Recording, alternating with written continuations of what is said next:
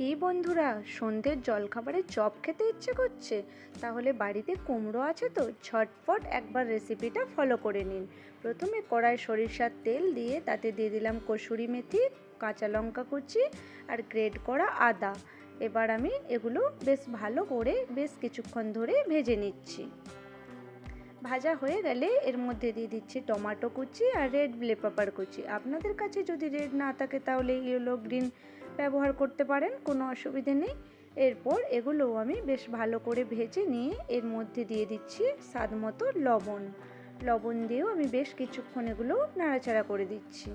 এরপর এর মধ্যে দিয়ে দিচ্ছি গ্রেট করে রাখা কুমড়োর পরিমাণটা একটু বেশি দিতে হবে, যেহেতু এটা কুমড়োর চপ তাই কুমড়োটা একটু বেশি ব্যবহার করেছি।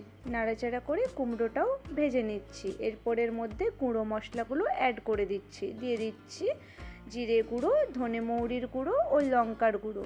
এবার আমি সব কিছু মশলার সাথে বেশ ভালো করে মিশিয়ে নিচ্ছি। এরপর এর মধ্যে দিয়ে দিচ্ছি নারকেল কোড়া দিয়েও বেশ কিছুক্ষণ ধরে পুরটা একেবারে রেডি করে নিচ্ছি।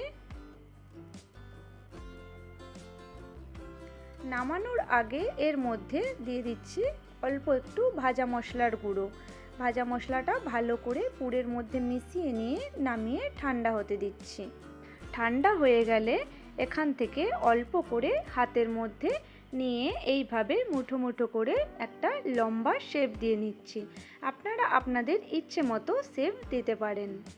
এরপর বেসনে ভালো করে ডুবিয়ে নিচ্ছি। আর বেসনটা আমি আগের থেকে ফেটিয়ে রেখেছিলাম, যেভাবে মশলা দিয়ে বেসন ফেটানো হয়। এরপর এখানে তেল গরম হতে দিয়েছিলাম, সাদা তেল, তার মধ্যে চপগুলো ছেড়ে দিচ্ছি।